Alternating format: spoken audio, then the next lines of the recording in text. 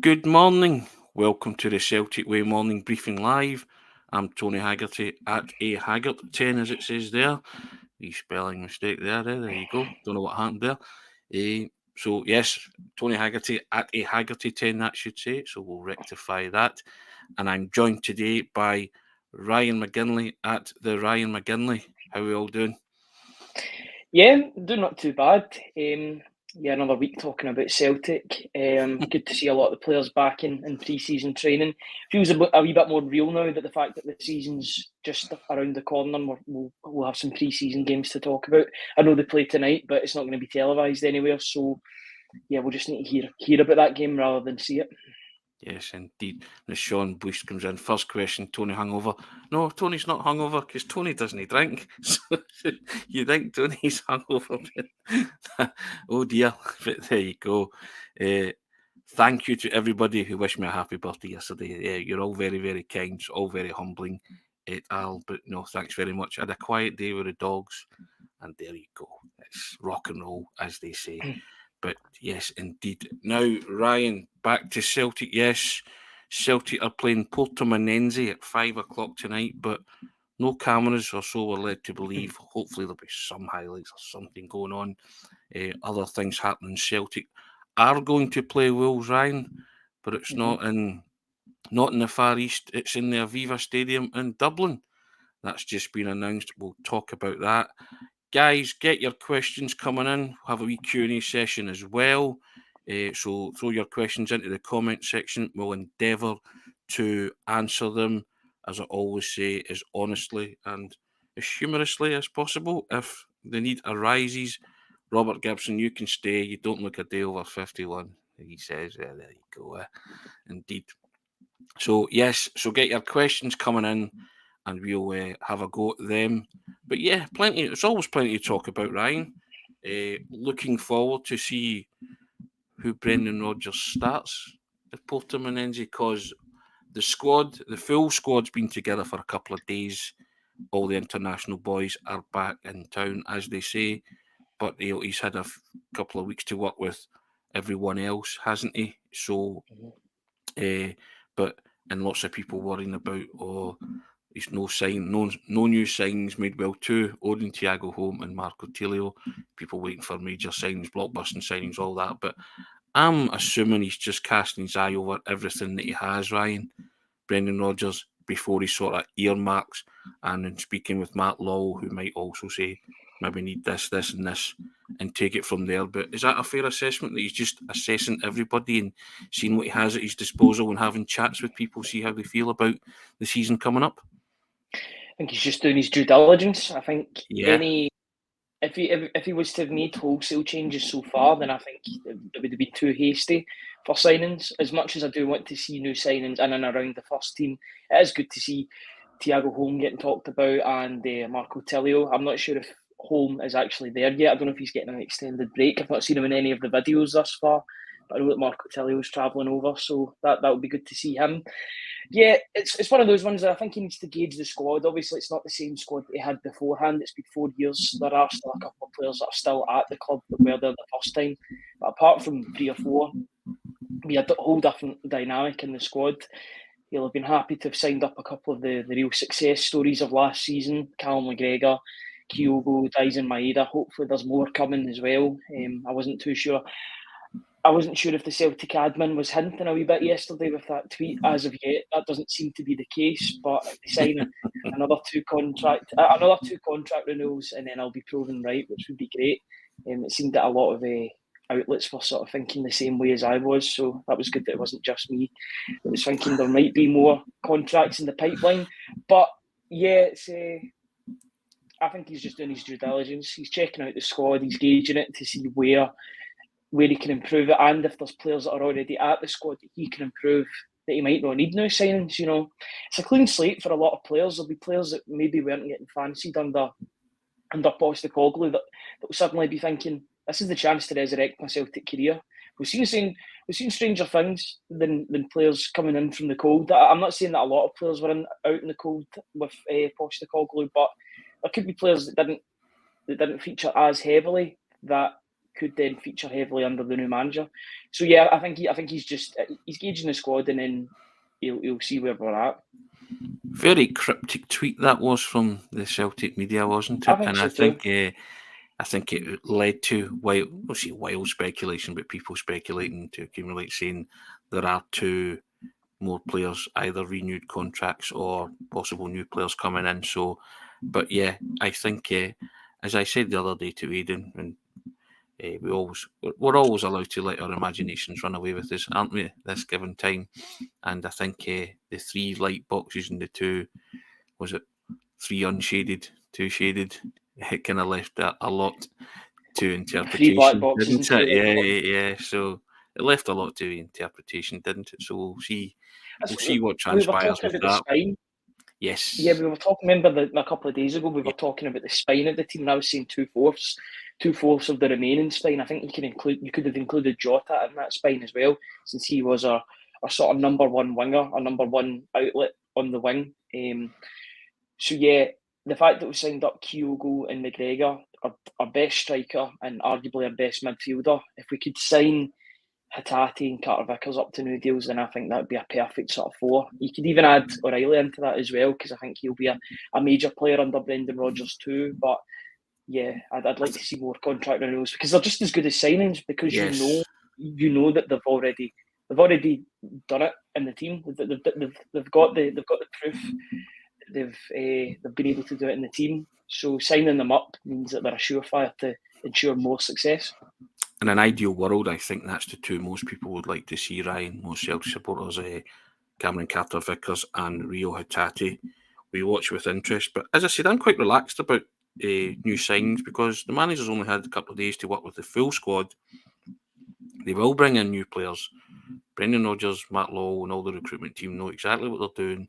I also think that they are behind the scenes quietly confident and working away on various things. The club are doing their due diligence to. Brendan Rodgers already know what he needs to strengthen, who he's targeting, and who he would like. So I kind of try and ignore all the kind of white noise surrounding everything, and I'll go back to it. I think Celtic now they really are conducting their operations and their business like a big club, and they will let you know when there's something to announce in the fullness of time. But if you don't think that Celtic are quietly behind the scenes approaching their targets, asking them if they fancy it, then you don't really know too much about what goes on at big football clubs. And I think it's, as you say, the manager has every right to look at what he has at his disposal. There may well be some players who didn't feature much last year, and I include the likes of Turnbull in that. And if you know anything about Brendan Rodgers, he can make players better.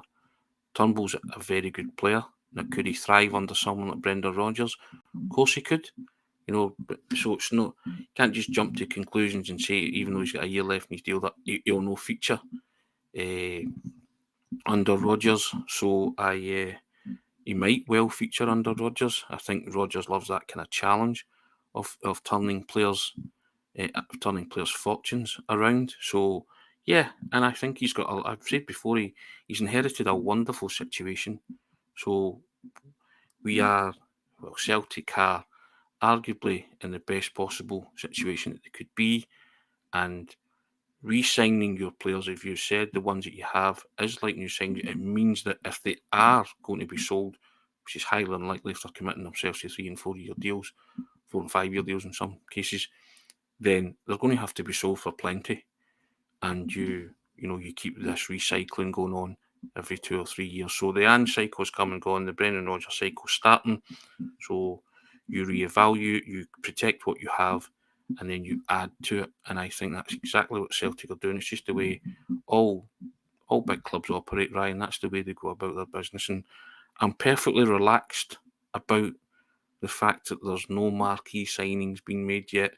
I'm perfectly relaxed about the fact that Brendan Rodgers was supposedly promised this magical 30 million war chest.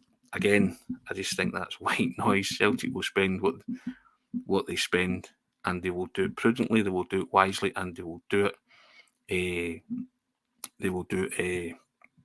in their own Within their time. means. Yeah, within their means. They won't be reckless. They'll do it in their own time. They won't be rushed into spending money on players just because there's a demand there. Celtic have got a cracking football team at their disposal with cracking players.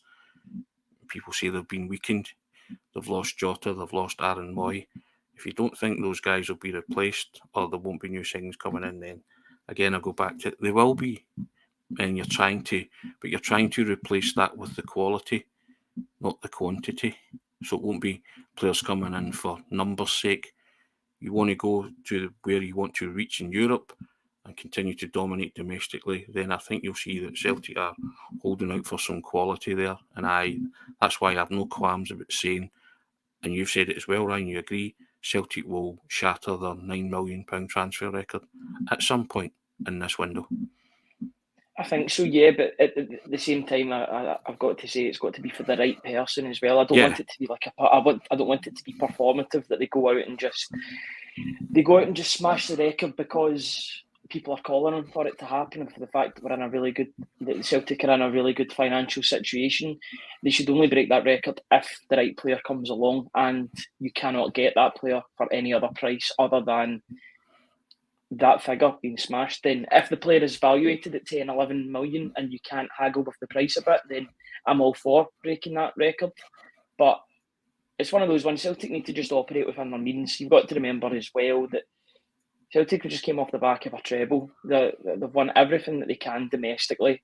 Yes, Celtic have lost Jota. That's a massive blow because he's a provider. He's a goal scorer as well. I don't want to mention too much because he's not our player anymore. And he's very much gone. The farewell confirms that, to be honest. But it's one of those ones that as long as the right people come in, as long as the right individuals come in and they replace the players that have left, then I'm fine with whatever Celtic spend. If they spend within their means and they get a really high quality player that can do the business both domestically and in the Champions League or whatever European competition we're in after Christmas, then that's good news. But I don't think they should go and do it for the sake of it. I think it will happen. I think if the right player comes along, then they will smash it, but only if that's like the last resort for me. Yeah, I don't think they would ever be reckless like that, Ryan, and smash it just for the sake of it. As I say, they will smash it on quality, and I think that's what they're holding out for. Now, Danny Boy comes in and he says, "Morning, Danny Boy, how you doing? Quality is snapped up quickly, Tony." I totally get that, but it's still pretty early in terms of the window, isn't it? So market's still shaping. Yeah, exactly. So as I say, I'm fairly relaxed about it all, Ryan. Now let's take some questions, shall we? And on the back of that, Gordon Coney saying, "Morning, guys. Morning, Gordon. How you doing? What, in your opinions, do Celtic need to add real quality?" We've kind of spoken about it. That spine, haven't we? A goalkeeper, centre mid, maybe another central defender and a striker. I would be pretty happy if Celtic were targeting those kind of players. Yourself, Ryan? Yeah, I would agree with that. I would say that a goalkeeper is a position of real, not necessity. Maybe we're at the stage before necessity, where Joe Hart is a good option, and you know that he will make saves. But I'd be striving for better. And the fact that he's 36 years old, I think Celtic should be looking to the future. That doesn't mean they need to bring in a succession planning, Ryan, basically. Yeah, absolutely, and I think that will be the case. They will be looking. I don't think that project signings should stop at a goalkeeper. I think Celtic should be looking for the next best goalkeeper. I make the example of teams like Atletico Madrid, Benfica. They bring in young goalkeepers. They take the risk with them, regardless of their age. Oblak was 20 years old. He was 17 when he signed for Benfica, made his debut at age 20, only played there half a season, and then was sold to Atletico Madrid. Now he's one of the best goalkeepers in the world. So it just shows you these goalkeepers are out there. You just need to be able to scout them and identify them. And there's always this talk about goalkeepers and them playing with the ball at their feet. More and more goalkeepers will be able to do that now because that's just what the game demands in a goalkeeper. The game has changed. Goalkeepers have now got to play with the ball at their feet. You see. I think the biggest example is down the road at Manchester United. Look at David De Gea. he cannot play with the ball at his feet, and he didn't get a new contract because of that. They're probably going to bring in a worse shot stopper because he can play with the ball at his feet. That's just the way that the game is going now. It's becoming so important that goalkeepers are now maybe not as good as outfield players, but they can still make the passes that a midfielder can make. And I think Celtic should be striving for the same. Five-a-side goalkeepers, Ryan. Your turn. Yeah. You got to be able to do everything. You know what I mean? Maybe not the ins and out of a five-a-side game, especially if the defence isn't too good. But I do think that Celtic need somebody that can play with the ball at their feet as well. Because I think you will really see the difference if you bring in someone that's adept at doing that. Yeah, I just think that when Joe Hart sometimes takes unnecessary risks, doesn't he? Because he refuses to launch it.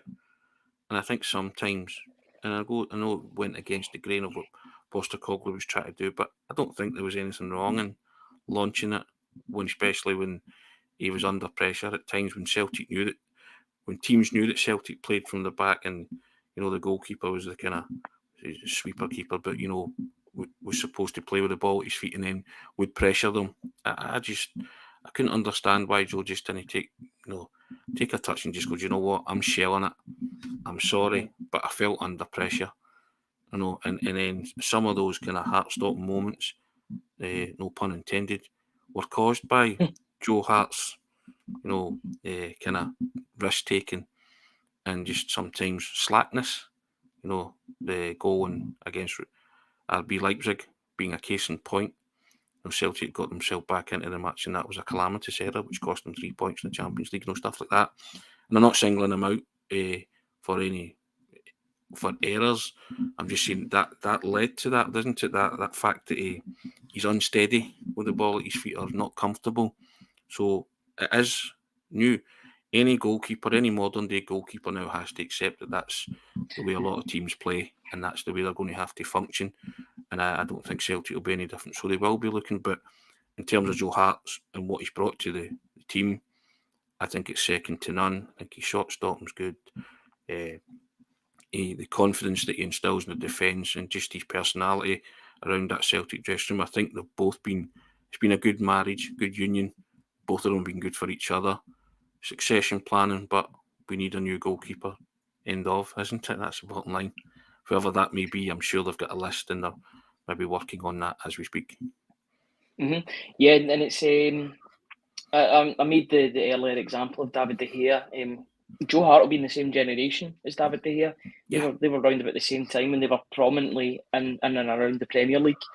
They were around when this evolution of goalkeepers came through the door that could suddenly play with the ball at their feet. It became the norm, and they were caught out. Joe Hart, the reason why he wasn't playing in the Premier League, especially for Man City, was because Pep Guardiola didn't trust him with the ball at his feet, didn't think that he could do the job that Claudio Bravo replaced him, and he wasn't even as good a shot stopper as Joe Hart, but he could pass a ball, and that was the difference. Yeah. Obviously, they got it very right with Ederson and the years that followed. But yeah, I think Joe Hart, he's been such a great signing, but for so many different reasons. And I think he's seen one of the reasons in that training video yesterday that Celtic put out when he was training Oluwayemi. Yep. Oluwayemi's a young goalkeeper just trying to make his way in the game. Joe Hart's given him loads of pointers on what to do and how to set his feet and how to dive for the ball. He's got the makings of a really good goalkeeping coach, in my opinion. And I just wonder if he's getting if he's getting considered for that role. I know Stevie Woods has done an absolutely tremendous job with goalkeepers.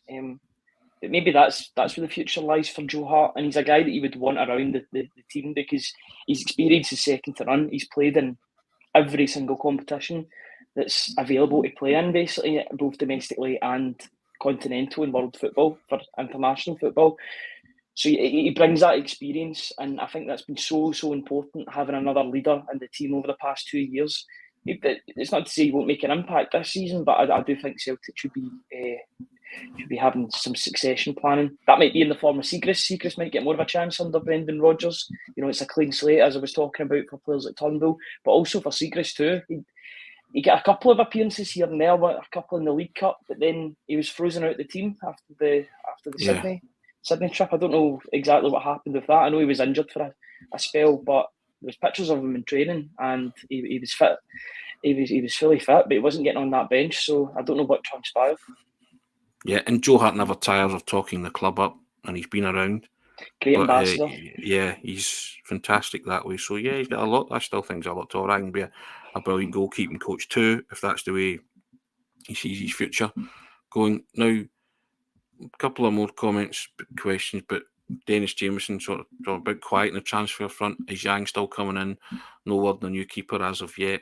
We've just kind of spoken at length here about a goalkeeper. The Yang thing is still bubbling over, isn't it, Ryan? It's bubbling over, but it's very, very quiet. There's not a lot of talk about him recently. I just wonder that now. I don't know the whole ins and outs of the situation with Yang, but I just wonder if Celtic have dropped their interest. I mean, we've not. They do their business really quietly. We know that now. Yeah. They conduct their business not in the public eye, but they do it in private, and they announce when they need to announce. But yeah, it's a bit of a weird one. He's been talking a lot in the media. I know his captain wasn't very happy with his lack of commitment to his team, especially in a relegation battle. And you just wonder if these sort of these movements and these public declarations of wanting to move, sometimes they can have a positive effect, but in other times they can have an adverse effect. And Celtic will have more than one option for that position. Yeah.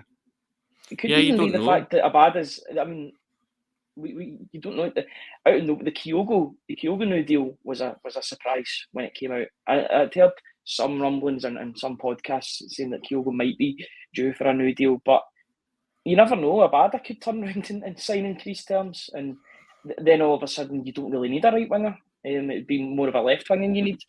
But it's an interesting situation.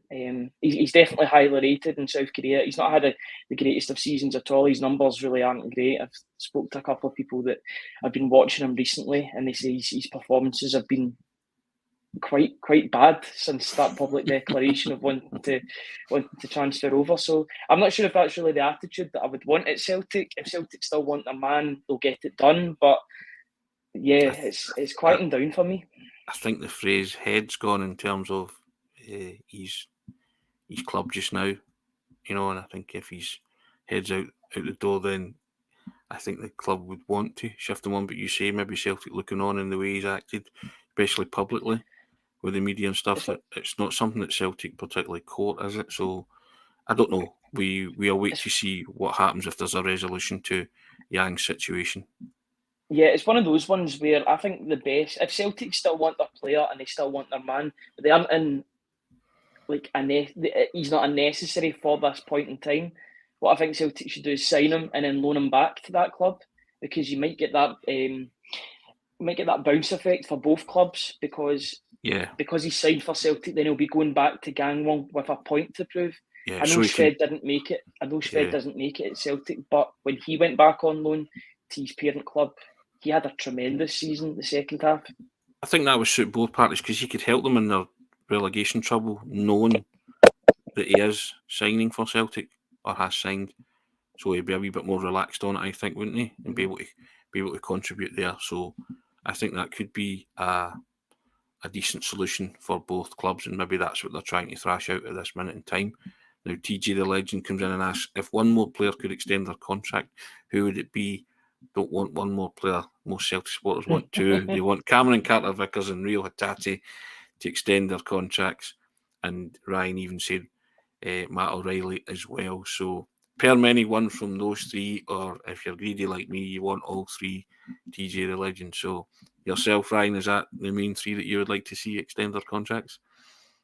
Yeah, those three, and Alistair Johnson as well. I know he's only been there 6 months, but I think he's a meteoric rise into the bona fide starting right back. Nobody even questions if Alistair Johnson is playing anymore. If Alistair Johnson is fit, he plays games. Yeah, that's the biggest compliment you can give him, because that wasn't the same when Juranovic was at the club. Now, we know how good Juranovic was, but Ralston was running him pretty close in a lot of games, and in a lot of performances. I don't think it's the same now. I think Alistair Johnson seems like a step up. He seems like the right sort of guy to lead us forward in the Champions League, especially. I'm really looking forward to seeing how he matches up against some of the elite talents coming up against him. But if I was to pick just one, it's got to be Carter Vickers. Carter Vickers is a colossus. He's the best defender I've ever seen at Celtic. He makes defending look easy, and I think he's almost irreplaceable because he makes everybody better around him. I watched Van Dijk. I know how good Van Dijk was. There's no doubt that Van Dijk's a better player than Carter Vickers, but I think for Celtic, Carter Vickers is better than Van Dijk because he's so important. And Carter Vickers was tested more as well because Van Dijk came in at a time where Celtic, well, there wasn't really a challenge in the league. No worries. Well, I agree with that. You know my thoughts on both Alistair Johnston. I've written about him extensively. I wrote about him the other day. And also Carter Vickers. I've wrote about him. I canvassed other people's opinion on him. So I'm with you on that. Other people with you as well on that, Ryan. Jill Pill, talking about a goalkeeper. He's with you. Dominic Likovic is who he'd go for. You've been waxing lyrical about him as well. Plunge McNugget, one player, CCV, he says, and Patrick McLaughlin, CCV for him. He's the most important defender Celtic have. I couldn't agree more. I just think he's as you say, a colossus and all that. And I think going back to last season's semi-final and that performance against Rangers, the one he knew he was going out after to go under the surgeon's knife and have that knee surgery, he just played like his life depended on it. And I quote the former manager who said Cameron Carter-Vickers put in a performance that was befitting his standing at the club. His compliments go. I just don't think you can get any higher than that. I wrote it the other day. It was a performance for the ages. It was epic. That one where he was lying in the box and the cross came in and he just got up and threw himself at it. You know, he in a kind of roundabout way, he helped Celtic win the treble that day because Celtic were never ever going to lose to Inverness Caley-Thistle in the final. And it was Cameron Carter-Vickers, his outstanding performance that got Celtic over the line that day in defence, along with others, but that was a standout performance for me on that day. He just decided none shall pass. And big fan. If he wants to extend his deal, I would love to see that. I would love one of those boxes, those black boxes, to be shaded out, Ryan, and go light. And if it was him, I'd be absolutely delighted. So, yeah, I'm very much in favour of him, but I'm greedy. I want him, Hatate and O'Reilly and Johnston. So, if Celtic, and if they feel the need to tie them up, I think it would be wonderful pieces of business. But can't underestimate how colossal he's been since he came in. I'm naturally drawn to forwards, and I've seen some wonderful defenders. Paul Elliott, Mark Reaper. People throw Roy Aitken into that as well, but he was kind of defensive midfielder. Alan Stubbs was great. My own personal favourite was Mark Reaper. I thought he was class, really elegant defender, and he made Stubbs the player who he went on to become. Van Dijk was great. Denayer was great. But again, you said it was the lack of test for them, wasn't it? At that time when they were at Celtic, that they strolled it. You know, Cameron Carter-Vickers is playing against a very competitive Rangers team and other competitive teams, and he's coped not bad in the Champions League when he played. So I'd like to see him ramp it up, and I'd like to see him when he's fully fit and see what Rodgers can get out of him as well. But I think he's been pivotal to Celtic's success in the past 2 years, crucial signing, and yeah, I think he'd be hard to replace at this moment in time. And I just hope, like the others, he has enjoyed it as well and wants to commit himself further, or to commit himself to a longer term deal. I would agree with everything that you said. He was like a gladiator in that semi-final. The Hampden Park was his coliseum that day, and nothing was stopping him that day. He was. I think I lost count. I lost count of how many times I said to the guys I was watching the game with, he's just phenomenal. He's just such a standout. He's physical, but he's graceful as well in the way he does it. He hardly ever makes big tackles. He always seems to just dispossess people without really being like crunching into tackles. That's more Starfelt's job. Starfelt's more the enforcer out of the two of them. But I think he's not Bobo Baldi, is he? No, he definitely isn't. In terms of pass the ball better than Bobo Baldi. In terms of that physical nature, I mean, where you knew Bobo had made a mess of it. There was a last-ditch tackle coming up, putting somebody up in the air. But, and for a guy who's not that big height-wise, he's good in the air. He's excellent. He's got a good spring. Leap on him. Yeah, good spring. So someone else, Ian Thompson, saying Mialby was very good too. He was. So was his partner, Val Harron, too. So there's been lots of Celtic fans. But as I say, I don't normally wax lyrical about defenders. I'm a kind of guy where do what it says in the tin. See when the ball's up in the air, Ryan, go and win it. See when it's on the deck, clear it. See the finesse and all that. We can work on that. I'm not expecting them to play 60-yard Ronald Koeman type passes, but see if they can. Great. And Cameron Carter-Vickers has got that in his locker now and again with a forward pass. But that great meme at St. Park last season, wasn't it, when he scudded it out the park and just kind of looked at him as if, what's that all about? Gave everybody a good laugh because it was very uncharacteristic of him shelling it out the park. CJ7's with me. I loved Mark Reaper. I loved Mark Reaper too. I was gutted when he had to give up the game through injury. And a wonderful man as well. Did a big interview with him and cracking guy. And Danny Boy coming in, been watching it since the early 60s. Paul Elliott stands out for me. Another cracking player and another cracking guy. Everybody says that. Tremendous. I think Paul Elliott was just unlucky that he was the right player at the wrong time. And I look at John Collins in that sense as well in the midfield. Yeah. John Collins and Paul McStay should have been the dominant Scottish midfield force for years when they were at Celtic. Just a pity they didn't have others around them of Elliott and, Collins ilk, because I thought they were elegant, doesn't it? Describe those three. It does them a disservice and a disjustice, or an injustice. But I think they were elegant footballers. Brown Warrior coming in. Tam McAdam wasn't too bad. That's going back a bit, Ryan, maybe before your time, Tom McAdam. But I think so. He was decent. Liked a goal against Rangers as well, Tom McAdam, to be fair to him. See Carter Vickers. I think if Carter Vickers now, I know Lisandro Martinez plays down south and he's 5'8" and he plays in the centre back position. You look at historical examples like Fabio Cannavaro, the shorter centre backs. I believe that if Carter Vickers was 2 or 3 inches taller, he'd be Tottenham's captain just now.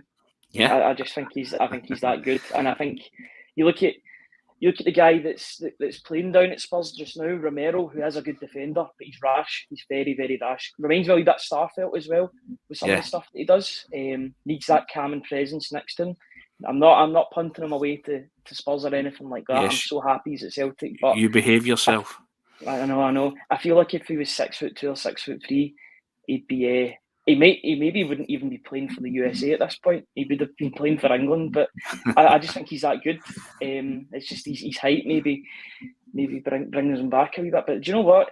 Spurs' loss is Celtic's gain, and I'm very happy to see him at the back for Celtic. Yes, we'll enjoy him while we can. Now here's Patrick McLaughlin. Did Big Elliott not pick up 15 bookings his first season? I think it was 16. Someone will correct me if I'm wrong, but I'll tell you, we crack an addendum to Paul Elliott. There used to be, I think it was Shoot magazine that ran kind of articles, and one of the pages was called "You Are the Ref," and they would give you scenarios, and then they would give you like 3, an ABC, or it might have been 4, an ABC or D, and it was a decision. Basically, it was to see if you knew the rules, right?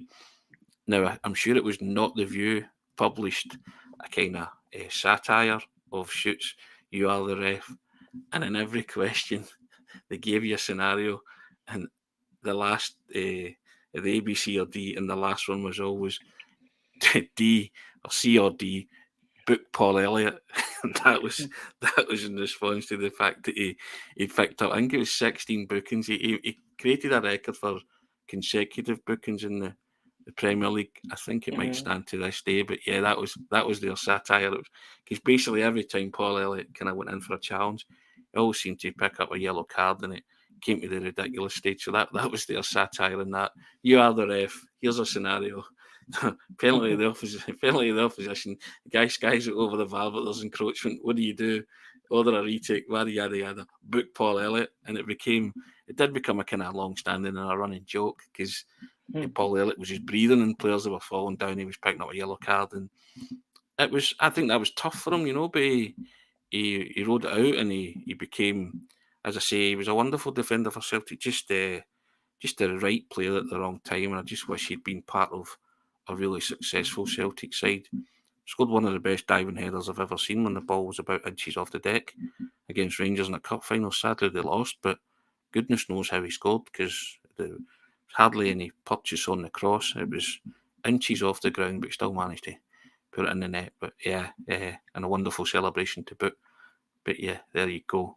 But yes, now Ryan, Celtic Wolves, Dublin, excellent opposition. Glad that fixture is back on the cards. I'm all for playing, testing yourself against cracking opposition in terms of your pre-season build-up. So good on Celtic and Wolves for both agreeing to that and getting another high-class, high-calibre pre-season friendly in the build-up to the kick-off to the season. Yeah, it just makes sense, the fact that free space was available for the two clubs. You might as well try and find a different venue to do so. So well done to the two clubs and the organisers for getting it sorted so quickly as well, because it's at the end of the month. So it's good that Celtic will have even more preparation, because they'll have that game, and then a couple of days later it'll be James Forrest's testimonial against Athletic Club. So it's good that they're ramping up the pre-season games ahead of the start of the season. That means that the sort of run of fixtures in pre-season will be quite filled, or quite full now. It's good preparation for the season ahead.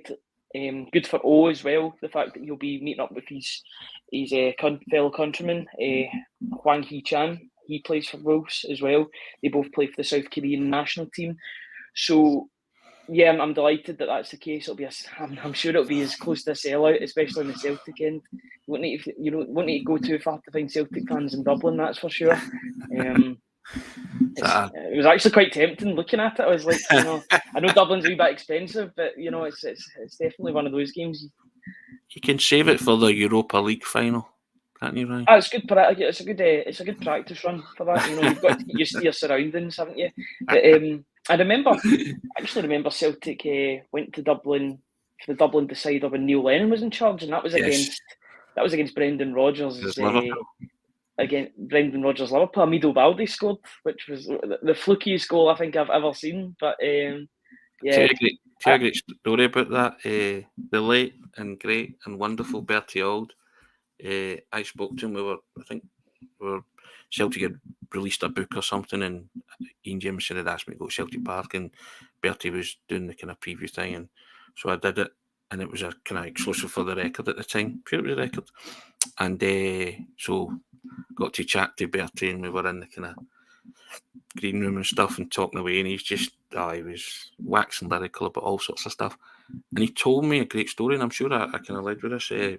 He was at that game, the Liverpool Celtic game, the Dublin decider, and he had time alone with Brendan Rodgers, and you know what Bertie's like, the best ambassador that Celtic Football Club, or one of the best ambassadors Celtic Football Club have ever had. He said Billy McNeill was Mr. Celtic, but he was Mr. Celtic. He was, Bob Monkhouse was a kind of million joke man. Bertie was a million song man, million wisecrack man. But he said he spoke away to Brendan Rodgers, and he said Brendan Rodgers told him in a room, he was sitting with him, and it was just the two of them, and he said to him then, when he was Liverpool manager, he said to Bertie, I want to be manager of Celtic one day. And Bertie shared that with me, and I think that was kind of the premise of my, that's what I kind of led off on. And he said, Bertie's like, mark my words, son, he'll be the Celtic manager one day. And I was like, I hope you're right, Bertie, I hope you're right. But at that time, I think Rodgers was kind of on the upwards trajectory, and he did tell me, he said, you'll be the, he said, remember where you heard it? I said, yeah, I remember where I heard it, definitely. So not only has he been the Celtic manager once, he's been the Celtic manager twice, and I always think of wee Bertie telling me that about Brendan Rodgers, that he's shouting at me as I'm leaving the door, he's one of us, son, he's one of us. And I just laugh, and I do a lot of laughing when I think about someone like Bertie Auld, because most Celtic supporters have their own stories. But yeah, that was one that he told me, that the Dublin decider, and he said he spent like about half an hour with him, and wonderful man. And I went, who you are, Rodgers? And he was just kind of laughing, But I just thought, imagine someone like Brendan Rodgers listening to Bertie, he'd be like that after half an hour. Right, I want to leave Liverpool. I want to be the manager of Celtic. You know what I mean? He would convince him to come to Celtic. Yeah. So he did a great selling job. Let's be honest. And I always think about him when he talks about when we talk about that kind of stuff. But yeah, Dublin. Going back to Dublin, Celtic and Wolves for the pre-season friendly. I know it's wishful thinking, Ryan, but it would be wonderful to think they could return to Dublin and a Europa League final, something like that. That'd be something, wouldn't it? Yeah, only if Wembley isn't available for the Champions League final. If that isn't possible, then that could be the next best thing. You know, aiming the highest, Ryan. Is that what we do? Aim the highest. You've got to aim for the stars. Reach for the stars. S Club 7. That's terrible. But yeah, it's a great stadium. Always when you see it on the telly, it looks brilliant. It's got a really weird stand, that sort of curvy sort of stand.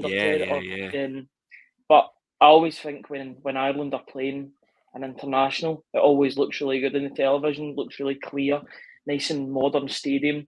So yes, it's definitely a good location for Celtic to be playing against some really good players. Their midfield's a wee bit weaker now that Ruben Neves has left the club, but I think they're close to signing Matt Doherty, who was previously at Hibs, but he was at Wolves before. Then he went to Atletico Madrid.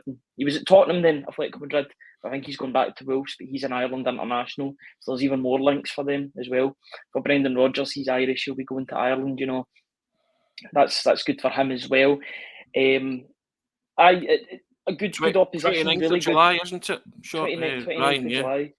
Really good manager they're coming up against as well, the Julian Lopetegui, who was at Sevilla, who was the Spain manager as well. You might remember he was sacked 24 hours before I think it was the Euros started, either the Euros or the World Cup. I think it might have been the World Cup actually. He was sacked because it was announced he was going to be the Real Madrid manager, and then that didn't turn out too well for him as well. But bit of a coup having him as Wolves manager, so it'll be interesting to come up against that team. Some good players. Celtic have good players as well, though. That's and it'll be a good tie. It'll be a competitive game, and yeah, I'm looking forward to watch it. 2:00 kickoff. I'm sure it is 2 p.m. 2 o'clock. Yeah, Wednesday, July the 29th, Saturday, July the 29th, isn't it?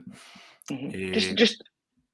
Just quickly, I don't know if we'll be finishing off soon, but there was a wee bit of news that broke in the last 10-15 minutes. Okay. One of Celtic's transfer targets, a name that's been linked a couple of times, obviously because Rodgers worked with him at Leicester, but Tete, who's at Shakhtar Donetsk, well, he was at Shakhtar Donetsk, and now I think he's been freed up from his contract, so that would make him a free agent. Just thinking about with all the talks about wage adjustments with regards to Callum McGregor and Kyogo obviously getting a new deal as well, Daizen Maeda too. Do you think maybe that's a move that Celtic could pursue? Maybe going for him as a free agent with the fact that you can offer him better wages, because he would have been on decent wages at Shakhtar. It's possible, isn't it? You wouldn't rule it out. And he was at Leicester last season as well. Yeah, because of the Brendan Rodgers link. So I think you might watch this space on that one, Ryan. It's possible. Now, you touched upon it off air before we came on. Celtic playing Portimonense today, 5 o'clock kickoff. Don't believe there's any TV coverage of it, because it's a closed doors game.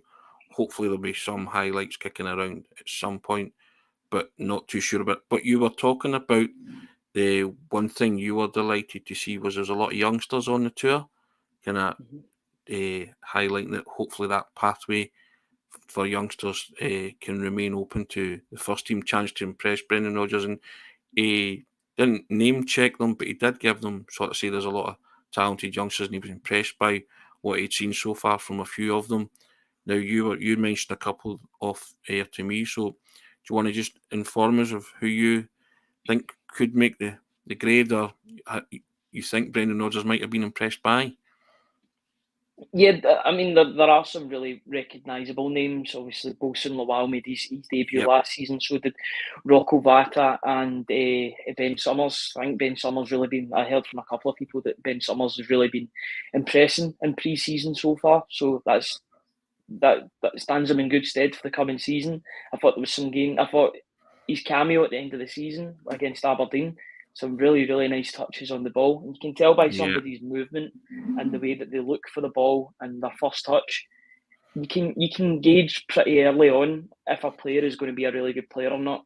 And with him, he passes the eye test for me. I think there's a really, really good young player there, and I hope his development furthers. Also, Daniel Kelly was getting interviewed. Was it Daniel Kelly? Is that his name? Yes.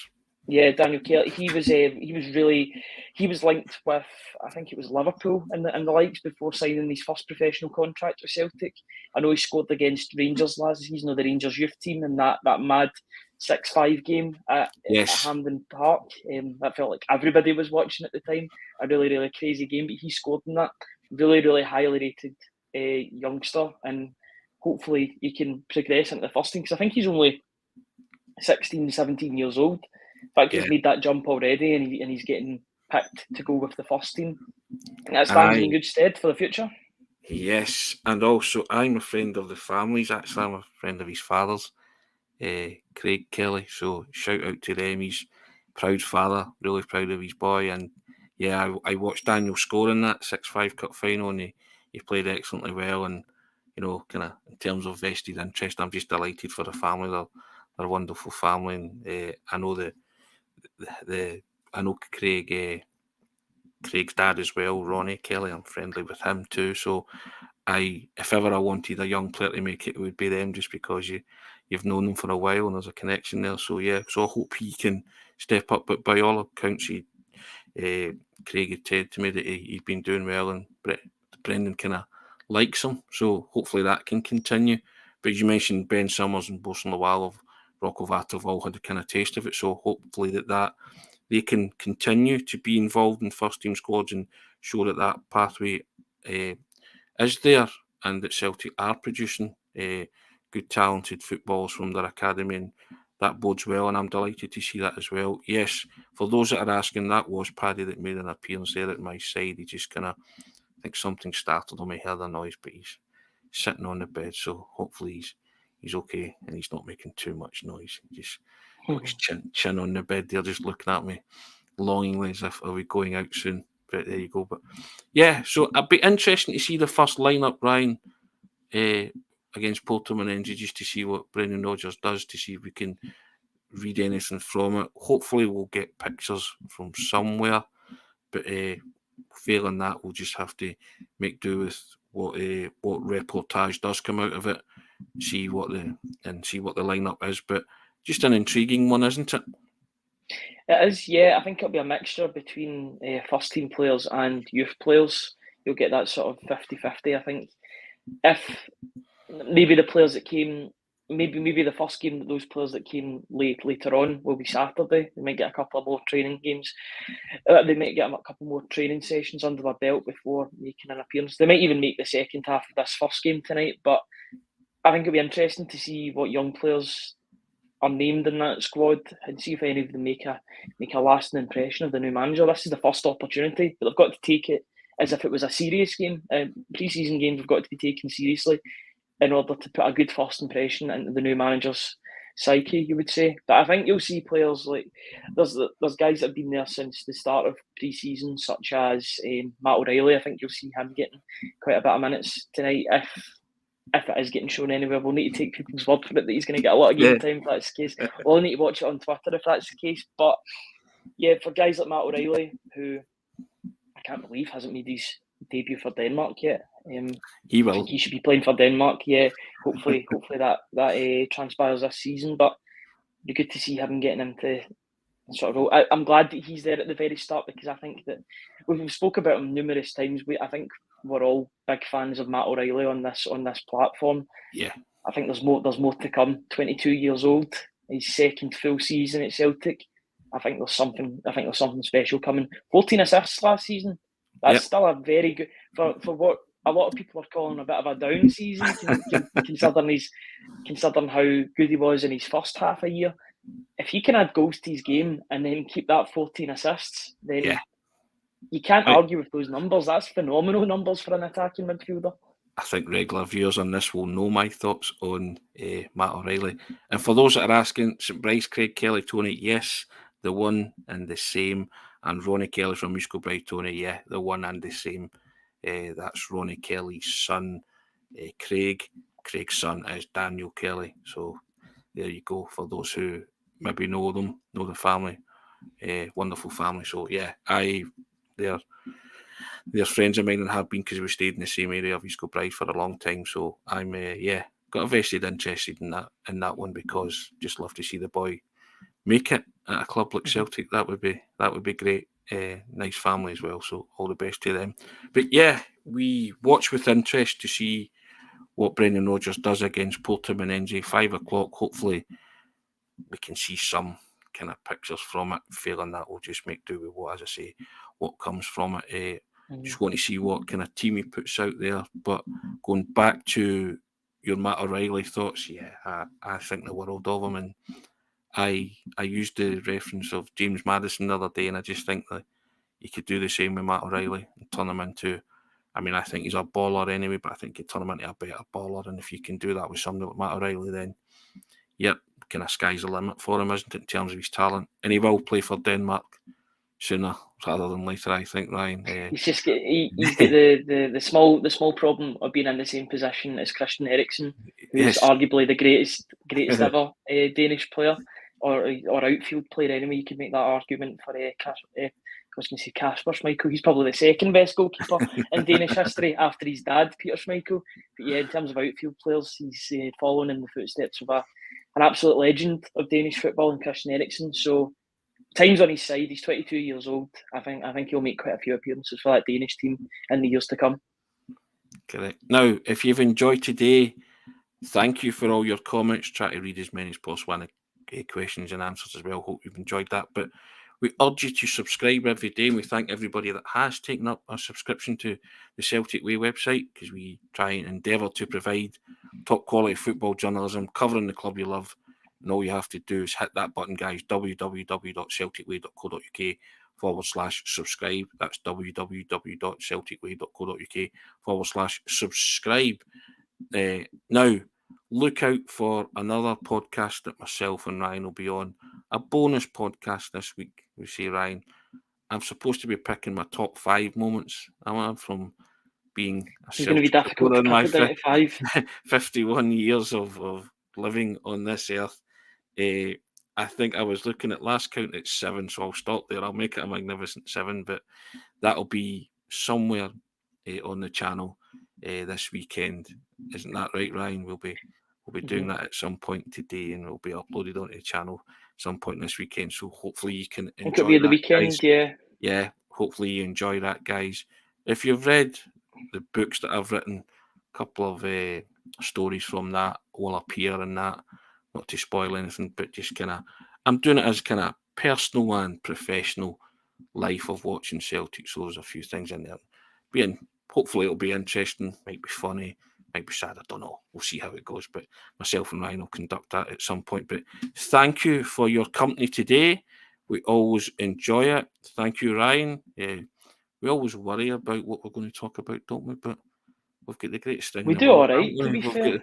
We've got the rip-roaring, free-scoring, never-boring Glasgow Celtic. We talk about them. We can wax lyrical about them all day. Final question. Go on. Will we see Liam Scales in the scales of the Celtic hoops tonight? The scaly kit? Yes, indeed. That's a question, isn't it? That is a question. I'd like to think so.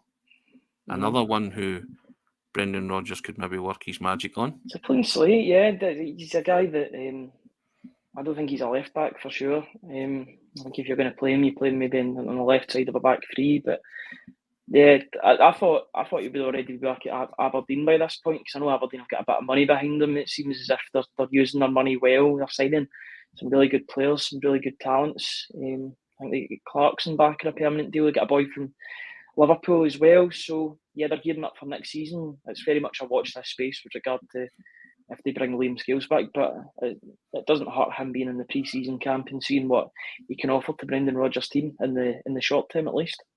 Well, certainly doesn't. I agree with that completely. Steve McGonigal, thank you so much. KT's coming, Tony. I have read your book. Fantastic. It's very, very kind. Cheers. And Jerry O'Raw, buy Tony's books, everyone. Brilliant. You get marketing like that, Ryan. You don't need to do anything, do you? Thank you, guys. Exactly. I really, really appreciate that. That's very kind. And for those that have bought the books and read them and enjoyed them, I say a heartfelt thank you to to you for doing that. Hope you enjoyed them as much as I enjoyed writing them. It was a bit of a labour of love, but hey, enjoyed it. I enjoyed both of them. Hopefully, maybe a third book in the offing, Ryan. We'll see. Bookend it that way with a trilogy. We'll see how it goes. All the best things end in a trilogy, don't they? So, so I'm told. There you go. Ryan, thank you for your stellar contribution once again. Excellent. As always, always enjoy it. Guys, I've been Tony Haggerty at @Haggart10. Need to change that, Ryan. I think Paddy chewed my Y key, so there's a problem with that. At times we don't hit it hard enough. He's getting the flame anyway. But there you go. Tune in tomorrow, guys. We'll talk Portman Enzie. We'll talk all things Celtic. Hope you've enjoyed today. Have a wonderful day. Take care. All the best.